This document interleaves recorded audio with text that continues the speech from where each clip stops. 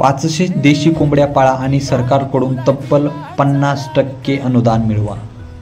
केंद्र सरकारच्या राष्ट्रीय पशुधन अभियानांतर्गत देशी कुक्कुटपालनासाठी मिळू शकते तब्बल 50% अनुदान, अर्थात 4 लाख रुपयापर्यंत अनुदान किंवा सबसिडी या अंतर्गत मिळू शकते। याच्यासाठी पात्रता काय, अर्ज प्रक्रिया काय, अशी सगळी A to Z माहिती या व्हिडिओच्या माध्यमातून आपण जाणून घेणार आहोत। फक्त विनंती तुम्हाला हीच आहे, फक्त चॅनलला एकदा सबस्क्राइब करा। या योजनेचा उद्देश काय तर ग्रामीण भागात स्वयंपूर्ण उद्योजक तयार करणे व शाश्वत उत्पन्न निर्मिती तयार करणे। योजनेचा लाभ या खरं तर कोणत्या प्रकल्पासाठी मिळतो तर 500 देशी कोंबड्यांचं युनिट प्रकल्पासाठी ते मिळतं।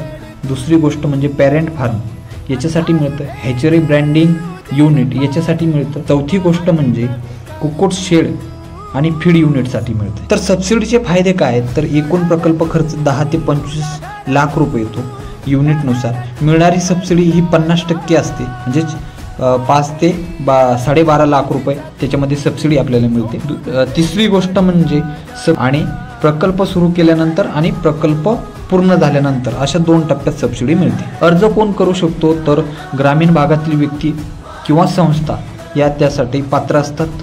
दुसरी गोष्ट म्हणजे पशुपालन प्रशिक्षण केलेला व्यक्ती किंवा अनुभवी असावा।